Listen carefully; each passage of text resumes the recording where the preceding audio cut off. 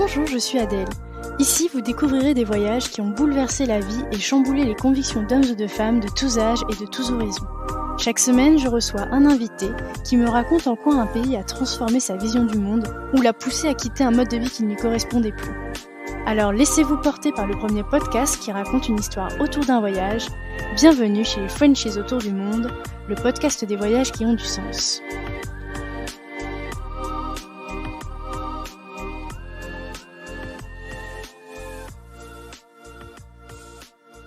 Si vous voulez suivre les coulisses du podcast et être informé des dernières nouveautés, n'hésitez pas à vous abonner au compte Instagram et au compte Facebook Frenchies autour du monde. Les liens sont directement dans la description de l'épisode.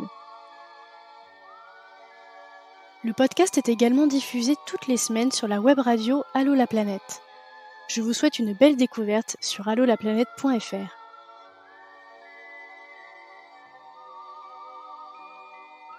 Lors d'un voyage en Asie du Sud-Est, un malencontreux événement vient séparer Elena de son binôme d'aventure. Elle prend alors la décision de continuer son périple seule. Son chemin finira par croiser la route de Christian et c'est le coup de foudre. Ils continuent alors leur voyage ensemble jusqu'à ce qu'Elena doive partir pour l'Australie avec un PVT. Leur amour s'étant imposé à eux comme une véritable évidence, ils décident de se retrouver en Australie quand Christian aura réussi à obtenir lui aussi un permis de travail. Elena revient sur leur rencontre, puis leur cohabitation à Melbourne, chacun loin de leurs repères et de leurs proches. Elle nous racontera son véritable coup de cœur pour l'Australie et la van life, qui ont scellé à tout jamais ses sentiments pour Christian.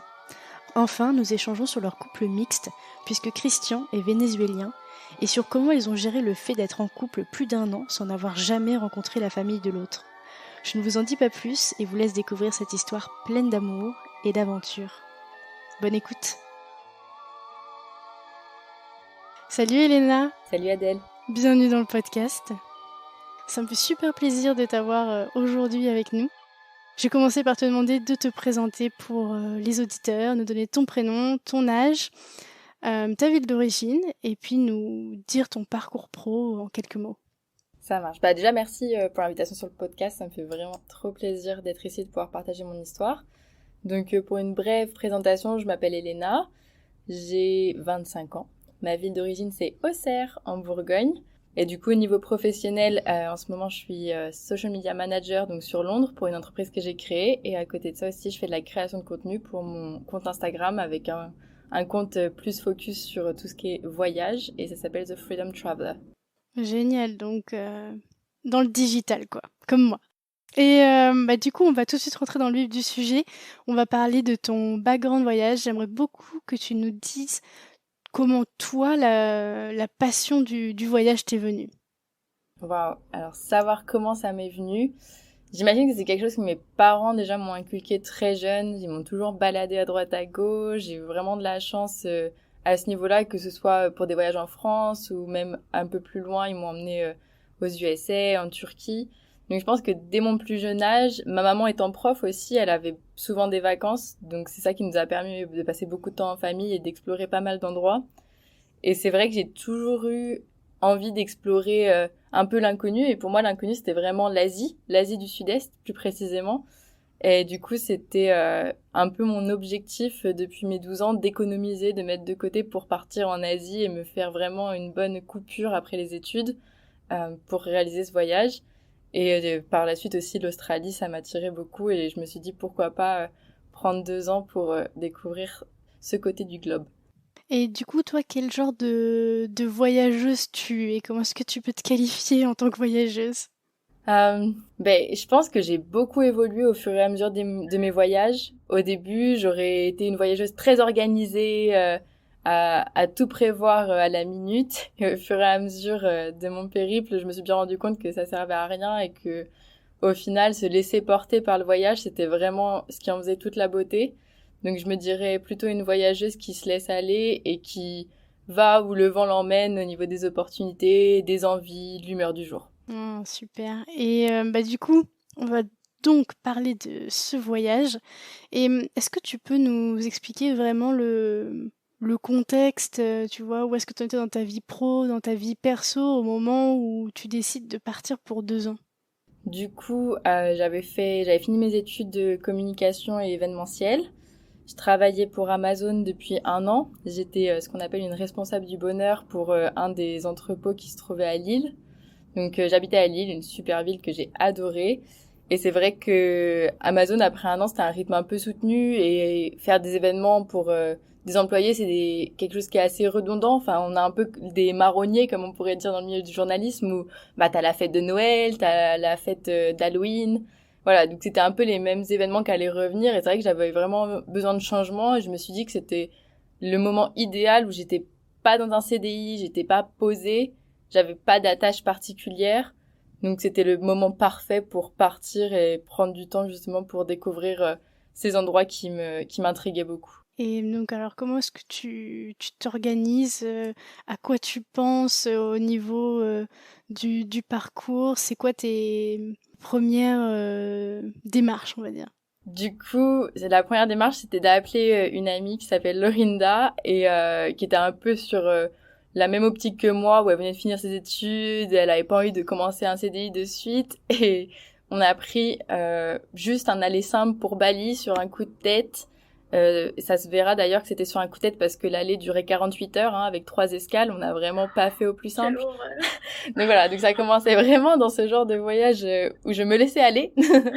Ah bah là ouais! J'ai vu tout l'aéroport de Oman où j'ai fait un arrêt de 18 heures. C'était passionnant. Oh la vache! Voilà, donc pas organisé du tout. J'étais vraiment dans une mentalité où je voulais prendre du temps, découvrir des nouvelles cultures, me laisser aller. À la base, je pensais juste découvrir Bali. Et c'est vrai qu'au fur et à mesure, on s'est dit, oh, mais là, on peut aller en Malaisie. Oh, mais si on prend un bateau, on peut rejoindre la Thaïlande. Enfin bref, du coup, voilà. Donc ouais, en fait, quand je te demande, est-ce que tu peux me dire un peu le parcours auquel tu pensais? Il n'y en avait pas. Non, il y en avait juste un, c'était prendre du temps pour soi, découvrir d'autres choses, s'ouvrir l'esprit, en se disant que j'avais 1 an devant moi. Bon, ça s'est transformé en 2, mais de base, j'avais 1 an. Et voilà. Et sachant que j'avais 10 000 € du coup de côté, c'était vraiment, ok, c'est mon budget, je peux en faire ce que je veux. Et voilà. Et au fur et à mesure, après, du coup, le chemin s'est un peu tracé de, ok, c'est logique d'aller dans ce sens-là, en essayant de prendre un minimum d'avion pour un petit peu être responsable. Mais voilà, après, on a fait vraiment au feeling et au niveau de ce qui était possible au moment aussi, respectant les délais des visas, puisqu'on a que 30 jours, sinon après, il y a des petites pénalités, etc., si on étend trop longtemps notre séjour. Du coup, c'était vraiment au feeling comme ça. Du coup, c'était vraiment ton premier vrai voyage seul ou t'avais déjà fait d'autres plus petits voyages peut-être déjà sans tes parents par exemple, sans la famille J'avais fait plusieurs voyages sans la famille avant. J'avais une amie, Léa, qui était partie en Nouvelle-Zélande dans un PVT. C'est elle qui m'avait d'ailleurs donné l'idée d'en faire un en Australie. Et elle avait l'air tellement épanouie pendant cette année que je me suis dit que c'était vraiment quelque chose à faire avant de commencer une vie professionnelle. Et du coup, pendant son voyage en Nouvelle-Zélande, on s'était rejoint en Thaïlande. C'était le mi-chemin, France-Nouvelle-Zélande. Du coup, on s'était rejoint en Thaïlande. Et là, c'était vraiment, pour moi, un des voyages où j'étais qu'avec une amie au plus loin de la France, le premier. Et c'était vraiment là où où j'ai rencontré la culture asiatique. J'ai vraiment apprécié et ça m'a vraiment donné envie d'explorer encore plus cette culture et ce continent. Ok, ouais, je comprends un peu mieux tout ça. Aujourd'hui, on va quand même parler de l'Australie en particulier, mais on est obligé quand même de repartir un peu avant l'Australie. Et donc oui, on a oublié de dire aussi que pour ton voyage, du coup, tu t'étais fixé un budget. Et que du coup, c'était genre, finalement, t'avais pas de parcours, mais t'avais un budget et après les 10 000, tu pensais rentrer chez toi. Ben non, après les 10 000, je savais très bien qu'il fallait pas que je revienne avec 0 en France parce que sinon, bah, ça aurait été compliqué même de trouver un job. Ah ouais, donc c'était le max du max du max, quoi. Ouais, du coup, c'était vraiment les 10 000. Si j'allais au bout de ce budget, il fallait que j'aille en Australie, qui est connue pour quand même avoir des salaires qui sont plutôt appréciables, pour avoir des opportunités de travail qui sont assez faciles pour des expats. Et du coup, des backpackers, on n'est pas vraiment considéré comme expat, vu qu'on n'est pas résident. Mais voilà, je savais que l'Australie, c'était quelque chose qui avait beaucoup à offrir et qui pouvait m'aider du coup à renflouer les caisses avant de retourner à une vie normale en Europe. Ouais, donc en fait, finalement, le point final de ton voyage, c'était après un PVT. Ouais, exactement. Et après, je pense que on l'a déjà dit dans d'autres épisodes, puisque j'ai déjà fait un épisode vraiment sur le PVT Australie. Mais le PVT Australie, c'est très facile de l'obtenir. Il faut juste avoir de l'argent, quoi. Mais sinon, C'est vrai que quand on est français, moi je l'ai obtenu en 30 minutes c'est ça, ouais. dans mes mails et j'ai pas eu besoin de prouver que j'avais de l'argent. J'aurais pu arriver, du coup je suis arrivée avec pas grand chose de toute façon, je suis arrivée avec 1 000 euros. J'ai pas eu à prouver grand chose vraiment, je me souviens que tout était en ligne et voilà, en 30 minutes j'avais le visa déjà dans mes mails. Quand je vois Christian par exemple qui a mis plusieurs mois avant de l'obtenir de sa nationalité espagnole. Ah ouais, d'accord, ok. Donc vraiment, si on est français, c'est aucun obstacle. Faut juste foncer et prendre 10 minutes pour remplir les papiers en ligne, quoi. Donc du coup, tu pars avec ton ami à Bali. Est-ce que tu peux nous raconter un petit peu comment ça s'est passé jusqu'au Cambodge, puisque on va aussi parler du Cambodge. On parle de beaucoup de choses aujourd'hui. Ça marche. Du coup, donc on part à Bali, on commence à découvrir l'Indonésie, on y reste tout le mois, ça nous plaît vraiment beaucoup. Après, on continue le périple en Malaisie. Là, on se sent un petit peu moins à l'aise, donc on n'est pas resté très très longtemps. Après, on est parti pour l'exploration de la Thaïlande. Donc, on a commencé avec le sud, donc plutôt les îles autour de Koh Samui. Après, on est parti dans le nord. De là, on a pris un bateau pour passer au Laos. Et après, on a atterri au Vietnam, où ma mère nous a rejoints pour Noël. C'était vraiment sympa. On a fait Noël sur la baie d'Along. C'est là que mon amie est tombée assez malade. Ok, ah putain. Du coup, heureusement, on était à Hanoï, donc il y a un hôpital français là-bas. On a pu y aller. Et par contre, là, il lui a dit qu'il y avait un risque de septicémie, donc il fallait qu'elle parte dans les 48 heures dans un avion pour la France. Oh la vache. Donc, d'où l'importance d'avoir des assurances aussi, parce que c'est l'assurance qui a tout remboursé, parce que prendre un billet d'avion à 2 jours, pour un départ dans 2 jours et retourner en France, ça coûte cher. Voilà, tout remboursé par les assurances, heureusement, toute la prise en charge par la suite de la maladie, etc. Donc, oui, voilà, mais du coup, moi, je me retrouve seule au Vietnam. Je suis pas rentrée avec elle. Est-ce que déjà ça a été aussi une décision à prendre, genre est-ce que je mets fin à ce voyage, est-ce que je rentre ou c'était même pas une question pour toi? Si, forcément, la question se pose. Déjà, d'un côté, est-ce que je rentre pour l'aider, pour être avec elle? Mais d'un autre côté, on ne vivait pas du tout dans la même ville. Elle était dans le sud de la France. Et moi, à cette époque-là, je vivais dans le nord. Alors, j'aurais dû retourner, j'imagine, chez mes parents en Bourgogne. Après, forcément, on se pose la question pour savoir qu'est-ce que ça va être pour elle la suite dans l'hôpital. Est-ce qu'elle aura besoin de soutien? Est-ce qu'elle l'aura là-bas? Est-ce qu'elle a des gens qui peuvent s'occuper d'elle au cas où? Elle était très bien entourée. Donc, c'est vrai qu'on s'est pas posé la question de moi qui revienne là-bas. Il y a ma mère qui est rentrée avec elle. Elle a pu prendre l'avion le même jour que ma mère, heureusement. Donc, elle était pas seule dans l'avion. Ça, c'était super. Et après, il y a aussi la question de est-ce que j'ai vraiment envie de continuer de voyager seule? Et oui, parce que du coup, ça va être une grande première. Ouais.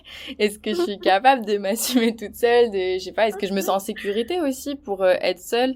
Enfin, voilà. Et je me suis dit, c'est une expérience qu'il faut prendre et il faut regarder. Puis toujours, je veux dire, si je me sens mal demain, je prends un avion et puis je rentre, c'est pas grave. Enfin, il y a rien qui me retient. Donc je me suis dit, autant essayer et voir où ça nous mène. Et au final, ça m'a amené au Cambodge, sur une jolie île appelée Korong Salem, avec un joli garçon, et c'était pas si mal. Tu peux nous raconter du coup cette rencontre incroyable, cette rencontre amoureuse? Comment est-ce que ça s'est fait?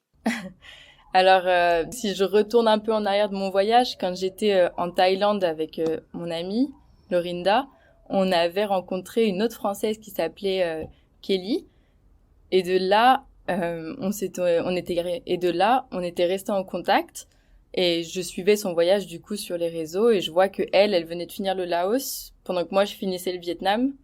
Et du coup, je la contacte tout simplement pour savoir si elle arrivait au Cambodge, c'était sa prochaine étape. Donc elle me dit que oui, et on arrivait à peu près aux mêmes dates, mais elle, vu qu'elle arrivait du Laos, elle arrivait sur la ville de Siem Reap. Et moi, vu que j'arrivais du Vietnam, j'arrivais sur la ville de Phnom Penh. Donc on se dit, tu sais quoi, rendez-vous le 10 janvier sur cette plage. Elle arrivait avant moi, donc elle me dit, je te prendrai un hôtel, je t'enverrai le nom.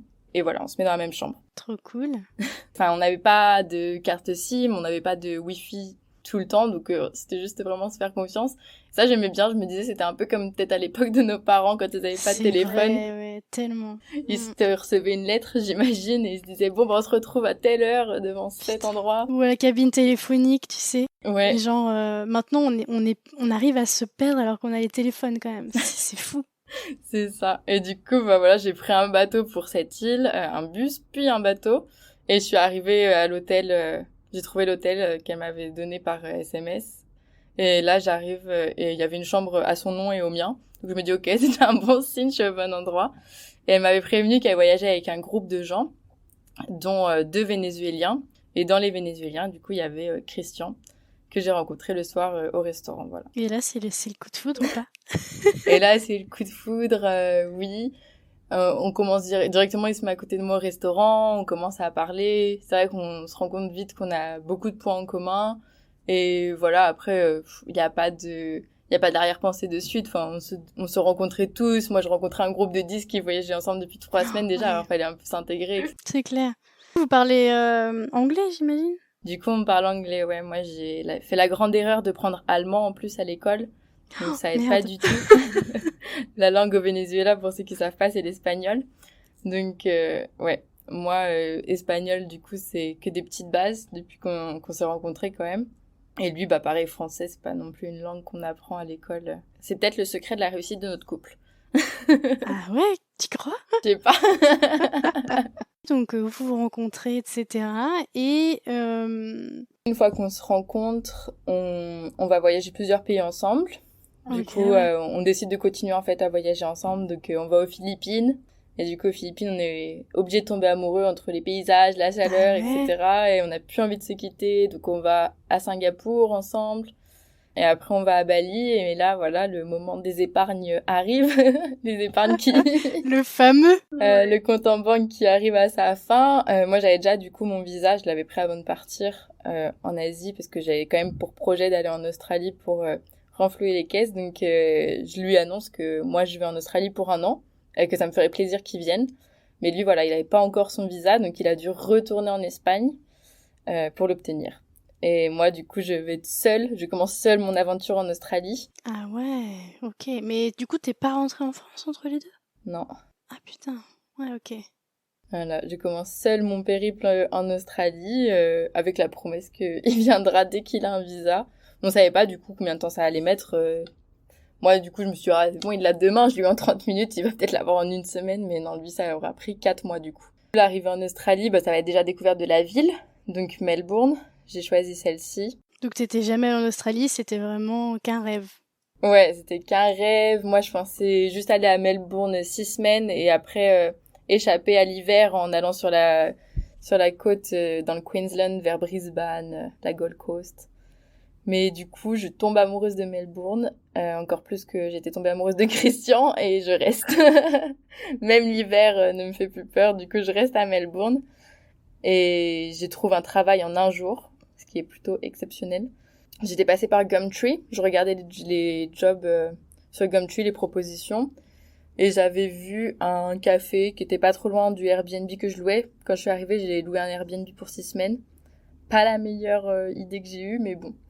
Je pensais que ça allait être hyper simple. J'avais pris un Airbnb avec 6 chambres. Je pensais que j'allais rencontrer du monde et tout. Je me suis dit 6 chambres, ça va être une coloc sympa. Mais en fait, c'était juste un business. Il y avait même pas de salon. Du coup, il y avait pas cet esprit communautaire, tu vois. C'était vraiment chacun dans sa chambre. Tu fais à manger, tu manges dans ta chambre. C'était pas... Oui, c'était étrange, ok. Ouais. Mais du coup, j'ai trouvé un job direct. Donc, j'ai regardé sur Gumtree. J'ai envoyé un CV. Et j'ai été appelée le lendemain, j'allais partir pour donner des CV à la main. Et avant de partir, il y a la personne pour qui j'avais postulé au café, qui s'appelait Follow the Leader. Ils m'appellent et ils me disent « Oh, tu veux venir faire un trial demain? Tu veux venir faire un essai demain ?» Et du coup, j'y suis allée et j'ai été prise le jour même. Donc voilà, j'ai commencé serveuse dans un café là-bas. Et après, j'ai enchaîné beaucoup de jobs pour aussi faire des grosses journées, pour faire des plus gros salaires. Parce que le but, à la base, c'était dès que Christian arrive, il continue à travailler. Et c'est vrai que il y avait le van qu'on voulait acheter.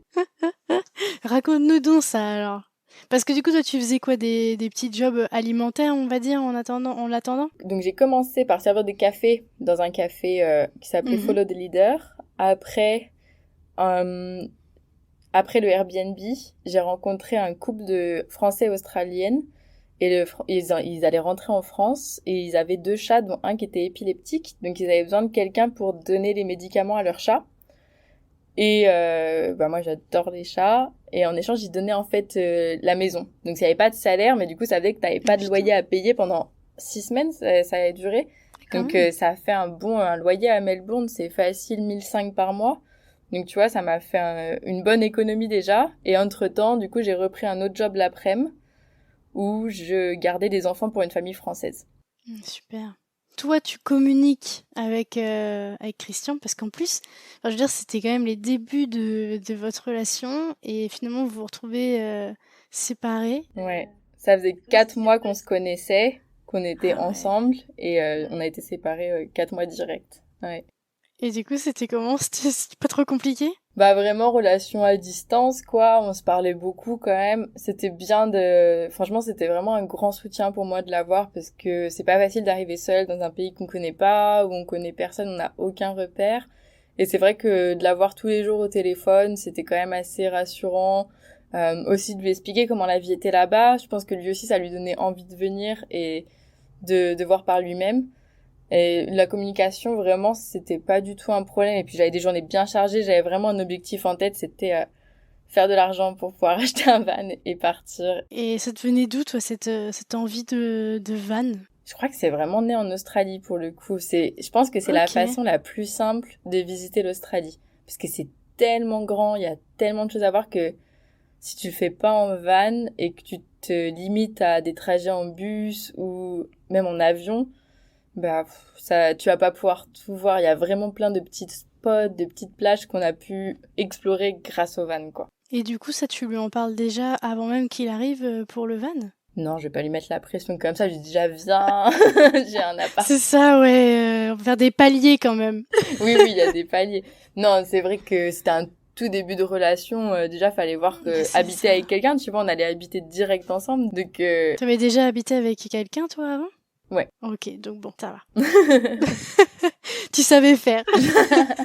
Bah après, c'est vrai que, ouais, on avait habité un petit peu ensemble en voyage, mais voilà, on changeait d'hôtel tous les C'est pas 2 3 jours, pareil, donc on n'avait ouais. jamais créé une routine de est-ce qu'il est bordélique, C'est est-ce qu'il ça. sait faire à manger, Ce qui fait le ménage, est-ce qu'il fait le ménage. les lessives. Exactement, tu sais pas.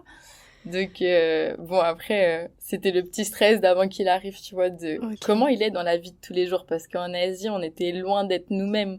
On n'avait pas de C'est routine. vrai. Puis il n'y a pas le stress du quotidien aussi, enfin tout ce qu'on peut C'est ça. expérimenter quand on est vraiment posé dans une vie avec quelqu'un, dans un Mais c'est appartement, clair. chacun notre travail, On n'avait pas de nos soucis. responsabilité, on n'avait pas de facture, on n'avait pas un planning à respecter, d'horaire ou quoi. Donc là, comment il est quand il va être avec un boulot à 50 heures par semaine? Et donc alors, la réponse? Bien. Et ben, il cuisine très très bien. D'ailleurs, lui, quand il arrive en Ah, Australie, il a pris un job de chef direct. ah ouais, Du génial. coup, tous les soirs, il me rapportait à manger, j'adore. Franchement, Ah des oui, fois, ça je me c'est bien. demande pourquoi on est à Londres et il fait plus ça. Non, c'est un très très bon Il y a du cuisinier. relâchement. Ouais, il y a du relâchement. Comme tu nous disais, vous parliez anglais pour communiquer. Et sinon, au niveau, je sais pas moi, j'ai envie de dire choc des cultures, est-ce que tu as des trucs à nous raconter là-dessus, des débuts? Hmm.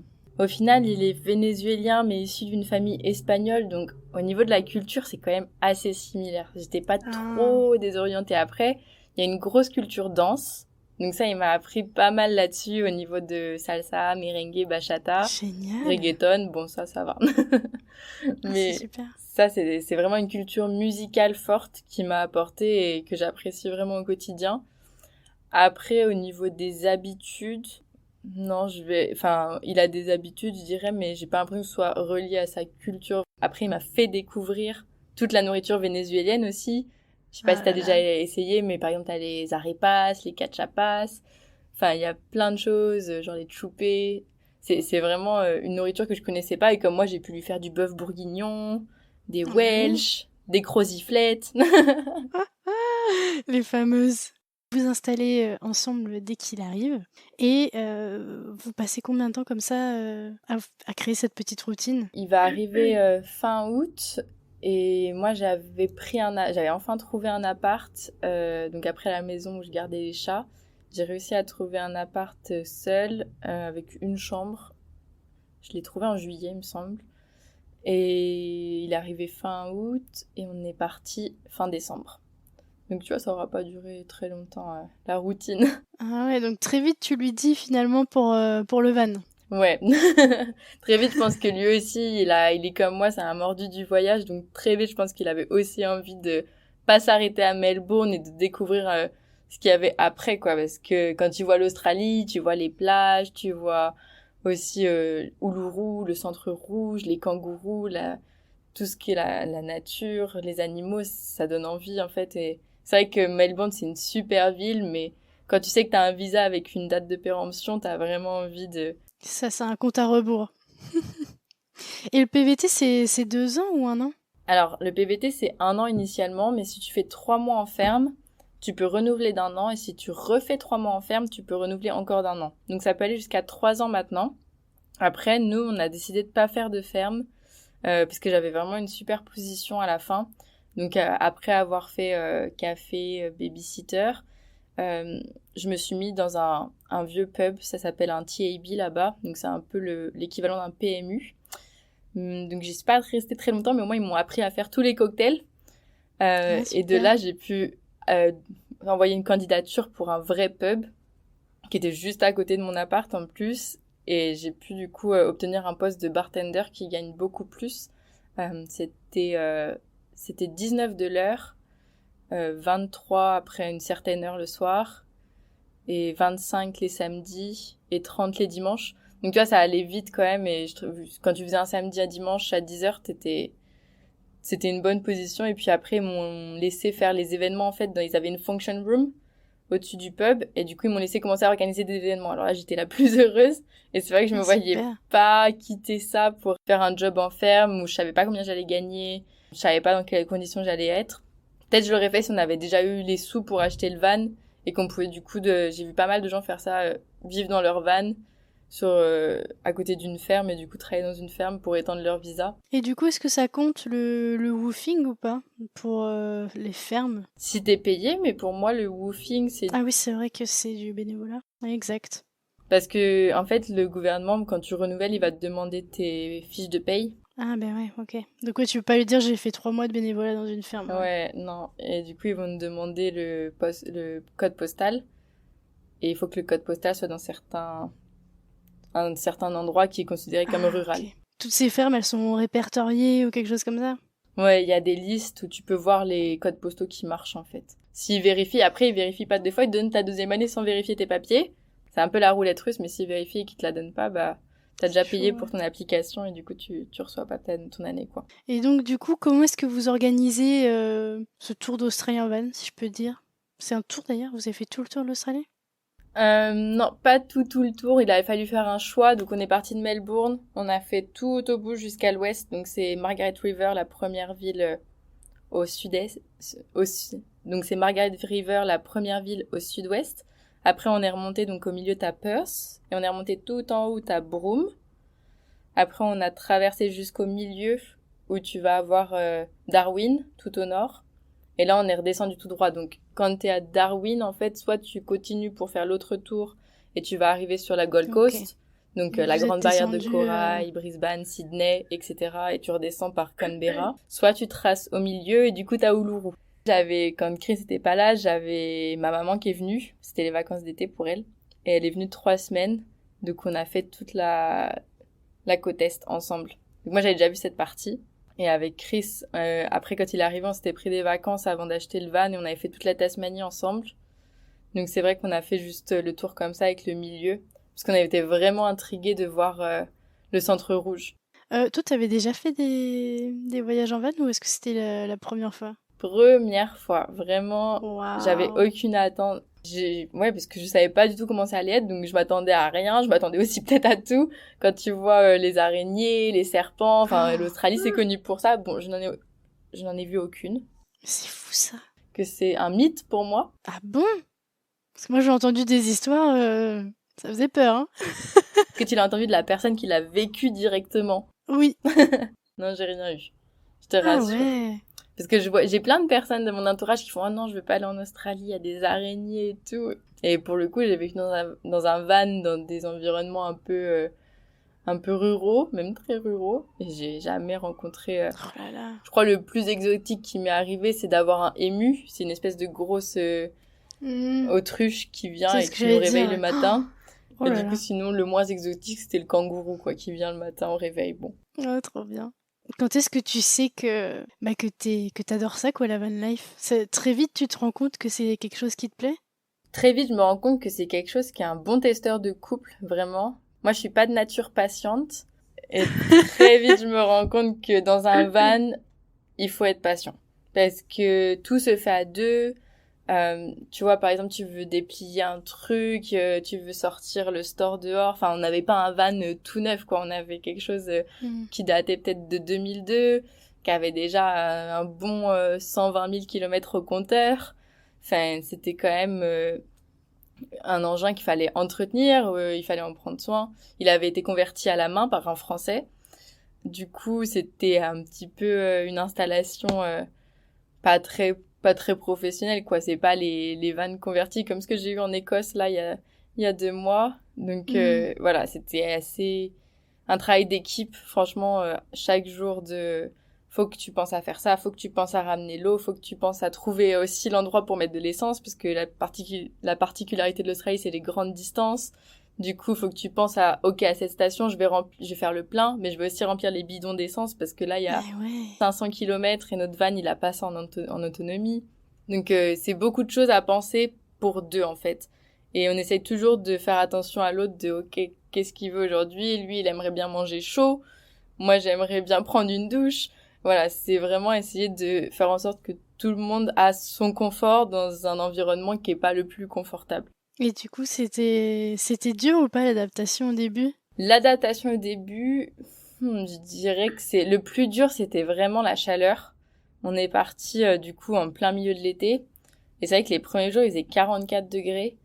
Donc, moi, le plus dur, c'était vraiment le manque d'eau fraîche, parce qu'on n'avait pas de frigo dans le van. Et on n'allait pas acheter des bouteilles d'eau en plastique. Donc, on avait notre bidon d'eau et du coup, c'était de l'eau qui était tiède. J'avais l'impression de boire un thé tout le temps. Du coup, pour se trouver de l'eau fraîche, on a acheté on a acheté des pastèques qui étaient mises dans les frigos en Australie. Mais voilà, moi, c'était vraiment le moment le plus difficile, je pense. Après, on avait de la chance d'avoir... notre van, c'était un peu un van de plombier. Du coup, tout l'extérieur, ça faisait comme si c'était des... Je sais pas comment dire, mais... En fait, tout l'extérieur du van avait des autocollants de plombier avec un numéro de téléphone, un nom d'entreprise, etc. Okay. Il y avait même un casque d'ouvrier à l'avant pour vraiment parfaire la couverture. Mais... Dans le thème, quoi. Et on avait une espèce de tuyau sur le côté du van. Et ce tuyau, on pouvait le remplir d'eau. Je pense qu'on pouvait bien mettre 30 litres facilement. Et ça, en fait, on l'ouvrait et ça faisait une douche à l'extérieur. C'est d'ailleurs pour ça que j'ai pris ce van-là et pas un autre, parce que je trouvais ça très, très pratique. Ah, c'est clair. Et avec les chaleurs, en fait, l'eau, on l'avait pas en noir pour que le soleil, du coup, réchauffe l'eau. Mais c'était toujours chaud et c'était quand même une bonne source d'eau. Donc, je peux pas me dire que j'ai manqué d'hygiène parce qu'on avait toujours des toilettes et du coup, la douche grâce à ça. Donc, je pense vraiment ce qui me manquait, c'était de la fraîcheur au niveau de l'eau fraîche. Ok, parce que du coup, c'était pas climatisé. C'était climatisé à porte ouverte. C'est ça, de manière naturelle, écologique. On avait un petit ventilateur qui se branchait sur USB. C'était assez pratique, mais c'était pas ça, quoi. Donc, ouais, juste la chaleur, c'était un peu ce qui m'a un peu gênée. Après, c'était pas non plus constant. Je veux dire, quand on était au niveau des plages, sur les côtes et tout, il y avait quand même assez de vent. Et je pense que j'ai vraiment réalisé que j'aimais la van life, c'est quand tous les matins je me réveillais avec un paysage différent. C'est marrant, vous me dites tout ça. C'est vrai. C'est vraiment un sentiment de liberté unique, quoi. Genre, oh, j'en ai marre des plages aujourd'hui. Si je me réveillais dans la forêt, oh, aujourd'hui c'est pénible. Si je me réveillais dans les montagnes, enfin, l'Australie, ça a une diversité au niveau des paysages qui est tellement unique. Il y a tout, enfin voilà, c'est immense. Après, c'est la taille des États-Unis, donc forcément, il y a tout type de paysage, mais c'est impressionnant de voir ça en si peu de temps, quoi, de se réveiller avec une telle diversité. Finalement, t'as rêvé l'Australie, mais en fait, quand tu y as été, t'as pas été déçu parce qu'il y a aussi ça, parfois, je trouve. On se fait une image d'un pays, d'une ville, et en fait, on est déçu. Et toi, pour le coup, t'as pas du tout ressenti de déception, quoi. C'est vrai. Je pense que l'Australie, ça m'a vraiment souri depuis le jour où j'y ai mis les pieds, que ce soit du fait de trouver un travail du jour au lendemain, de jamais avoir manqué de rien, de aussi trouver un appart, de trouver un van qui m'a jamais lâché en voyage aussi, ça c'est assez important. Putain, ouais. Parce clair. qu'on lui a quand même mis un bon 25 000 kilomètres, donc en pas beaucoup de temps, donc vraiment il a tenu la route et c'était génial. Et c'est vrai que il nous est jamais rien arrivé de négatif. Genre, on s'est jamais fait voler, on n'est jamais tombé en panne.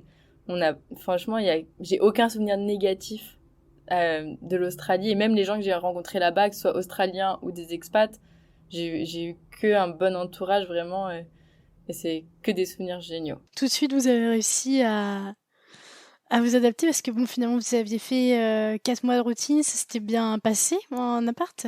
Ouais, en appart, c'était bien passé. Après, vu qu'on s'était rencontrés dans un contexte de voyage, on savait un peu à quoi s'attendre au niveau de ce que l'autre aime en voyage. Moi, je sais que Chris, il adore bien manger, qu'il faut faire des pauses dans des restaurants genre de spécialités locales, que ce soit des fruits de mer ou que ce soit autre chose. Lui, il voudra tout essayer niveau nourriture. Donc, j'avais sur ma to-do list, fallait voir ça. Lui, c'est par exemple que j'adore les journées plage, les animaux, voir des choses un peu plus sauvages. Du coup, on s'entendait assez bien au niveau des attentes qu'on avait du voyage et de l'expérience qu'on en voulait. Donc, c'était assez facile pour moi de créer l'itinéraire. Lui, il adore conduire. Moi, j'adore guider. Donc, on a vraiment trouvé nos places super. Assez facilement. Bah, d'ailleurs, la seule fois où j'ai conduit, il nous a emmenés sur une route sans béton. Alors, autant dire que j'ai vite repris la carte. Parce que, il y avait pas mal de routes comme ça en Australie quand t'as pas de 4x4. C'est assez compliqué des fois quand tu suis pas bien la route, tu vas te retrouver sur des chemins qui vont juste tout casser dans ton van, quoi. Donc aucune tension entre vous pendant tout le long du voyage? Vraiment aucune tension pendant tout le long. C'est génial. Ouais. Donc finalement, est-ce que c'est pendant ce voyage que tu t'es dit que vous allez peut-être faire un bout de chemin ensemble, quoi, finalement? Bah ouais, c'est vrai que ce voyage, c'est vraiment un bon test, que ce soit un test d'amitié, d'amour. Si t'arrives à supporter quelqu'un, même juste plus d'un mois, dans des conditions de van où on est 24 heures sur 24 l'un sur l'autre, avec peu de confort, pas beaucoup d'intimité, c'est que vraiment ça peut durer une vie. Moi, je dirais que c'était vraiment quelque chose qui nous a rapprochés à vie, donc même si on repart, même si on finit pas sur une base amoureuse, il y aura toujours une connexion qui est créée quand tu fais ce type de voyage avec quelqu'un qui est à vie. Ah, génial. Vous êtes partis 4 mois. Est-ce que tu veux déjà nous dire des moments qui t'ont marqué durant ce voyage? Peut-être un truc que tu as aimé voir, etc. Et peut-être un moment fort aussi avec Christian, par exemple? Je pense qu'il y a un moment qui nous a vraiment marqué, c'est quand on est allé voir les tortues sur Ningaloo Reef. Il y avait, on est tombé en fait sur ce coin, c'est tout à l'ouest, mais pas tout au nord, c'est un peu au-dessus de Perth et juste en dessous de Broome. Du coup, on est arrivé sur Ningaloo Reef à la bonne saison où c'était la ponte des tortues. Donc déjà, on a commencé, je me souviens, cette journée, on a fait du snorkeling et j'ai vu mes premières tortues dans l'eau. J'en avais vu quelques-unes en Asie, mais là, elles étaient vraiment proches, elles bougeaient pas et il y avait personne. En Asie, j'étais sur des spots plutôt touristiques, je dirais. Donc là, c'était vraiment un contexte impressionnant. Et je sais pas, de découvrir des tortues. Je me souviens, ce jour-là, on avait même vu des raies. C'était super. Et le soir, quand la nuit est tombée, en fait, on est resté sur la plage et il y avait les bébés tortues qui sortaient des œufs. Oh là là. Et c'était... Enfin, moi, j'avais jamais vu ça de ma vie. Et du coup, on était peut-être 10 personnes sur le lieu. Et le but, c'était d'aider la tortue à arriver jusqu'à la mer sans que les mouettes les attrapent et les mangent. Parce que du coup, les mouettes se nourrissent des bébés tortues. Des saloperies. Ouais, c'était dur à expliquer aux enfants quand tu venais d'accompagner une tortue pendant 20 minutes jusqu'à la plage et que la mouette, elle la niaque dans l'eau et... Oh mon Dieu. Oh là là. Et avec Chris, on se regardait, on était là. Et l'enfant, il pleurait, son rêve. Mais, à part ça, c'était vraiment un moment fort de voir les tortues sortir des œufs comme ça et vraiment d'avoir passé une journée entière juste entourée de la nature, pas beaucoup de personnes autour de nous, enfin même personne sur le spot de snorkeling où on était. Ça, c'était vraiment un beau moment et je recommande vraiment aux gens d'essayer d'y aller à cette saison. C'est pas souvent, mais ça vaut vraiment le coup. Ok. Et donc ça résume aussi le moment avec Chris que t'as trouvé. Ouais, j'ai Ouais, trouvé les ça deux. vraiment bien. Ouais, parce que Chris, du coup, au Venezuela, il y a beaucoup d'eau. Il est beaucoup plus habitué que moi, venant de Bourgogne, de tout ce qui est activité nautique. Donc, c'est vraiment lui qui m'a un petit peu éduqué là-dessus, qui m'a montré comment repérer où les tortues allaient être, etc. Donc, j'ai vraiment pris un petit peu de ses connaissances et il a vraiment partagé ses connaissances avec moi là-dessus. Et c'était vraiment sympa. Et découvrir, du coup, comme ça, la vie aussi qui naît, des tortues qui sortent des œufs ensemble. Enfin, c'était vraiment hyper sympa et c'était dans un endroit vraiment paradisiaque. Waouh, génial. Et vous terminez ce voyage et qu'est-ce que vous avez comme plan pour la suite? Parce que là, j'imagine qu'après ce voyage, vous voulez plus vous quitter, ça c'est acté. Ouais.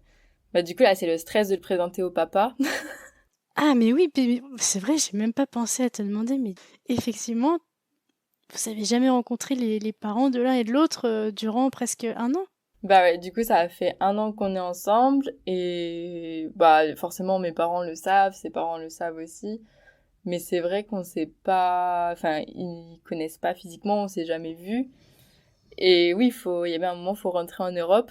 Donc on s'est dit qu'on va rentrer avec une étape. Donc on est parti à Bali pour voilà prendre le temps de réfléchir à ce qu'on va refaire. Et déjà où est-ce qu'on va? Parce qu'il parle pas français, je parle pas espagnol. Et on n'a pas 10 000 endroits pour travailler dans un endroit anglophone, quoi. En Europe, de 2019, l'Angleterre faisait partie de l'Europe. Donc, c'était l'Angleterre, le seul choix qui s'offrait à nous pour pouvoir travailler et être dans un pays dont la langue, dont le langage était celui qu'on parlait. Et être proche du coup de... Enfin, être pas trop loin de ta famille, c'est ça?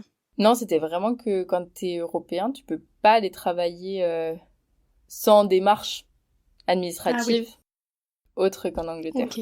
Oui, on aurait pu considérer le Canada, mais vu l'amour que Christian porte à l'hiver, c'est vrai qu'on n'a pas considéré longtemps. Ah oui, ouais, là je vois. T'as eu le premier où voilà, t'as rencontré Christian, etc. Et puis après, bah, quand t'es allé en Australie, qu'est-ce que ça t'a apporté, toi, sur le plan personnel déjà, tout ça, cette aventure? Vraiment une grande ouverture d'esprit déjà. Aussi découvrir le mode de vie d'autres personnes et leur culture, c'était vraiment agréable et ça fait rendre compte qu'il n'y a pas que notre mode de vie qui existe et qu'il y en a d'autres qui sont peut-être plus agréables à vivre au quotidien. Et c'est vrai que l'Australie, c'est un mode de vie que j'ai adoré. C'est vraiment là-bas tu vis là-bas tu travailles pour vivre, mais tu vas pas vivre pour travailler. Et c'est quelque chose, j'ai l'impression qu'en Europe, on est plutôt dans le modèle contraire. On va Ouais. vraiment être métro boulot dodo, alors qu'en Australie, ça a plutôt être boulot, plage, surf quoi, boulot, plage, resto. Ah ouais, Et ouais, je vois. c'était vraiment un mode de vie ouais, enfin, on n'est pas sur Terre pour travailler et penser qu'à ça et cravacher, cravacher. Et c'est vraiment là-bas que tu t'es rendu compte de ça, quoi. Ouais, que du coup, le modèle d'être carriériste, etc., bah, c'était pas vraiment ce qui me convenait au final et Hmm. j'avais plus envie de quelque chose avec beaucoup plus de liberté, un emploi du temps beaucoup plus flexible, d'où du coup le choix d'un métier orienté dans le digital. Ouais, alors du coup, vous rentrez en France. Donc là, rencontre des parents. De rencontre des parents, direct à l'aéroport, hein. Oh là là. Et donc, Bah, le hyper trac. stressant parce que bah, la barrière de la langue déjà, moi j'ai de la chance quand même que ma maman est prof d'anglais, donc ça aide. Ah ouais, dis Grâce donc. à ça, mon papa, il parle assez bien, pas de façon courante, mais il va comprendre, il va pouvoir tenir une conversation. Pareil pour mon frère. Donc, au niveau de la communication dans ma famille, ça allait. Ouais, il est bien tombé quand même. Et après, c'était à moi, du coup, d'aller en Espagne me présenter. Et alors là, Bah là, hola! ça devait être moins drôle. Ouais, c'est ça. Et du coup, donc il a fallu que j'aille me présenter à mon tour en Espagne. Et de là, et ben eux, ils parlaient pas vraiment anglais, même pas du tout. Donc il a fallu. Donc j'ai compris que j'allais devoir apprendre l'espagnol assez vite si je voulais construire un semblant de relation avec sa famille et vraiment apprendre à les connaître. Mais après aussi, c'est là qu'on se rend compte, et c'est vrai qu'en Asie, ça m'est arrivé souvent. En Asie, quand on va dans des endroits assez reculés des grandes villes, bah les gens ne parlent pas anglais. C'est ça, Ça va être oui. assez rare, et du coup, moi je me souviendrai toujours de ce matin au Laos où j'avais commandé un thé. J'étais sûre que de dire tea, tout le monde comprenait que c'était international, et je me suis retrouvée quand même avec une soupe à je ne sais quel Oh, animal purée. à 7 heures du matin. Et c'est là que j'ai réalisé, mais oui, en fait, l'anglais, c'est pas du tout quelque chose inné chez n'importe qui, quoi. C'est quelque chose qu'on apprend au fur et à mesure, mais et voilà. Et du coup, pour moi, ça me fait pareil quand j'arrive chez Christian, dans sa famille. Enfin, j'avais un peu des bases d'espagnol. J'avais fait un peu de Duolingo en Australie. Ah Je oui, m'étais un peu oui. préparée, mais voilà, c'est pas non plus. C'était pas ce qui allait m'aider à avoir une conversation, encore moins à comprendre. Donc, Chris est forcément là pour traduire à chaque fois. Mais c'est vrai que c'est quelque chose, au fur et à mesure de notre relation, on sait qu'on va devoir passer par l'apprentissage complet de la langue de l'un et de l'autre pour vraiment comprendre, créer des liens avec la famille de l'un et l'autre et s'intégrer. C'est génial ça. Et puis alors quand les parents, peut-être qu'ils sont déjà rencontrés vos parents, mais du coup là ça va faire un mélange de langues. Bah, du coup, ça s'est fait à Noël dernier. Ah super. La mère de Chris est venue du coup chez nous pour Noël. Donc chez nous en Bourgogne. Voilà, donc c'était ça s'est bien passé, vraiment c'était bien. Tout le monde était hyper patient à traduire en C'est plusieurs langues génial. parce qu'elle parlait pas hyper bien anglais, mais ça va quand même, elle se débrouillait, donc elle arrivait à suivre une conversation. Mais j'imagine, enfin comme nous, le premier jour on est arrivé dans un pays où ça parle que anglais, enfin les 3 premiers jours ton cerveau il est fatigué quoi, donc ça doit être hyper dur à suivre, mais super bien passé. Ça faisait du coup ma famille qui parle en français, parce que c'est vrai que quand on est en famille, c'est compliqué de garder l'anglais, quoi. Ouais, bien Ça sûr. dérive vite, c'est normal. Et moi qui traduisais en anglais et Christian qui traduisait en espagnol. Oh la vache. Mais c'était intéressant. Hmm. Ouais, non, c'est chouette. Et puis bon, après, si un jour vous voulez avoir des enfants, c'est clair que ben ça va être trop chouette pour lui, quoi. Il va être trilingue. Trilingue, ouais. Quel avantage dans la vie, punaise. C'est clair, ça c'est un beau cadeau. Ouais, je pense que c'est vraiment un bel avantage de commencer sa vie en parlant plusieurs langues, c'est... Ce serait génial. Et vous décidez de partir à Londres, je te propose bah, de terminer un peu là-dessus en nous disant bah, ce que tu fais aujourd'hui, enfin comment ça s'est passé un peu parce que tu as monté ta boîte finalement avec Christian. Ouais, c'est ça. Après mûre réflexion, j'ai essayé de monter la boîte en France. C'était vraiment beaucoup de bureaucratie. Chris parlait pas français. Donc c'est vrai que après avoir passé 2 mois à la CCI de Lyon, j'ai abandonné l'idée. Chris est arrivé en Angleterre avant moi, pour le coup, parce qu'il habitait en Angleterre avant de partir en Asie. Donc lui, Ah, il ok. arrivait sur un terrain connu. Il avait des contacts, donc il est allé là-bas et en une semaine, il avait ouvert l'entreprise. Alors que ça faisait 2 semaines Oh que je là là. galérais à la CCI de Lyon à faire des cours pour apprendre tous les jours quelle taxe, il fallait pas que j'oublie sur le truc. Et c'est quoi exactement ta boîte?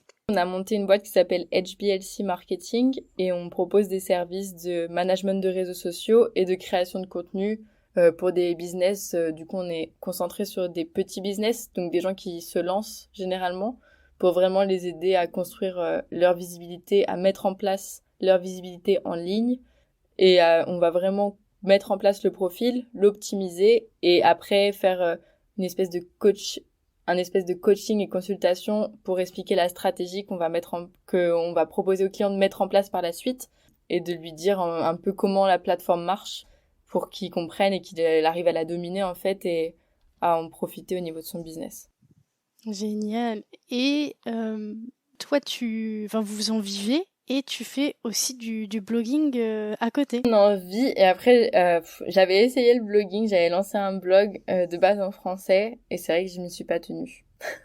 Ah ouais, bah ça c'est chiant de toute façon. Ouais, j'adore vraiment créer des photos, j'adore créer des vidéos, etc. et de partager un peu mes aventures, mes spots clés sur Instagram. Mais c'est vrai qu'avoir une plateforme en plus qu'Instagram à côté, donc un blog à maintenir, etc. Pour moi, ça faisait un peu trop. Donc là, je suis hyper contente qu'ils aient sorti le format de guide Ouais, c'est sympa. Et ça, je m'y tiens. Et puis au moins, enfin, je veux dire aussi, ça t'évite d'écrire des pavés de texte ou des machins, quoi. T'écris 3-4 lignes et... C'est ça, tu réutilises en plus le contenu que tu as déjà créé pour animer ton guide. Tu peux utiliser le contenu d'autres créateurs et directement en plus leur donner de la visibilité sur ton guide. Et ils peuvent choisir eux s'ils veulent que leur photo soit utilisée ou pas pour ça. Donc je trouve que c'est vraiment un bon format pour combiner un peu le tout, du coup donner des bons tips. Et en plus, toi, tu perds pas trop de temps, ça reste sur la plateforme où tu as de toute façon ton audience et ta communauté qui profitent aussi du coup de ce contenu, parce que généralement, ceux qui te suivent sur Instagram, généralement, ils vont pas toujours sur ton blog. Ça va être plutôt au niveau du SEO que ça va se faire, ça. Si tu as un article qui va être quelque chose que les gens recherchent beaucoup, ça peut être quelqu'un qui tombe sur ton blog plutôt que quelqu'un qui te suit. Donc, je trouve que le format du guide, c'est quelque chose qui me plaît bien et j'en ai quelques-uns en réserve. Trop cool. Et du coup, c'est quoi vos projets là pour la suite? Est-ce que vous avez envie de repartir un peu en vadrouille ou plutôt de rester vraiment vous installer à Londres? Du coup, là, en octobre, ça va faire 2 ans déjà qu'on est à Londres. Ah ouais, déjà. C'est vrai qu'on est arrivé du coup en octobre, enfin, Chris en août 2019 et moi en octobre. Et ça a été la pandémie, du coup ça a commencé, tu vois, janvier et mars, ça a vraiment fermé. Ça a rouvert que depuis cette année en juin, totalement sans restriction. Ça a commencé à réouvrir en avril doucement, etc. Mais voilà, juin de cette année. Donc on a vraiment vécu les premières années à Londres sans pouvoir trop profiter de Londres en fait. Et en étant en début d'entreprise aussi, il y a beaucoup de responsabilités qui s'ajoutent par-dessus, etc. Donc on n'avait pas beaucoup de temps libre de toute façon pour profiter des premiers mois où on était à Londres sans restriction au niveau de la pandémie. Donc là les projets, on revient d'une semaine où on était en Cornouailles déjà. Oui. Donc on a découvert pas mal l'Angleterre. Chouette, les stories, les posts là, ça faisait envie. C'était vraiment sympa et demain on part en Grèce. Ah là là, cool. Donc plus installé à Londres et puis faire des voyages pour l'instant. Pour l'instant, c'est plus ça, mais j'avoue que, je sais pas si c'est parce que en Australie, on a vraiment concrétisé notre relation, ce que c'était nous, on s'est vraiment apprécié et découvert là-bas, mais nous, l'Australie, c'est vraiment l'endroit où on veut retourner. C'est ça, oui, d'accord. Il y a eu un vrai... Voilà, elle est dans votre cœur, quoi, l'Australie. Ouais, c'est vraiment, comme je te le disais tout à l'heure, l'Australie, ça nous a souri du début à la fin. On y a vraiment vécu des moments extraordinaires. On aime vraiment le mode de vie aussi là-bas. Et voilà, donc là, le projet à long terme, c'est vraiment d'obtenir un visa résident pour l'Australie. Mais voilà, avec la pandémie, etc., ça se fera plus tard que prévu. Donc on vise plutôt un 2024 pour ça, à suivre. Mais c'est le projet à long terme. Et là, à court terme, voilà, forcément, on se concentre sur la compagnie, les projets pro. Et on profite aussi de Londres, qui est quand même pas mal au niveau de la position pour voyager à droite et à gauche en Europe. Il y a pas mal de choses qui sont à portée de main, donc on va profiter de ça, parce qu'une fois en Australie, ça commence à faire de la distance pour découvrir autre chose. Après, c'est compliqué, ouais, c'est clair. Et du coup, déjà, je te remercie beaucoup pour cette heure que tu m'as consacrée pour nous raconter ta rencontre avec Christian, ton coup de cœur pour l'Australie. J'aimerais beaucoup te proposer de conclure cet épisode tout simplement en incitant des personnes qui n'oseraient pas faire comme toi, partir par exemple en voyage seul ou faire de la van life, tu vois, leur donner des petits encouragements pour se lancer et oser réaliser peut-être leurs rêves. Déjà, merci beaucoup de m'avoir donné la parole et de m'avoir permis de raconter mon histoire. Et si je peux dire à quelqu'un quelque chose qui l'inspirerait et qui l'aiderait, c'est vraiment juste d'oser, de dire oui à chaque aventure, parce qu'on ne sait jamais où l'aventure se terminera et que si on n'ose pas, ce sera juste des regrets et vaut mieux des remords que des regrets, non? Écoute, merci beaucoup et puis je te dis à très bientôt. À bientôt. Merci Bye. encore.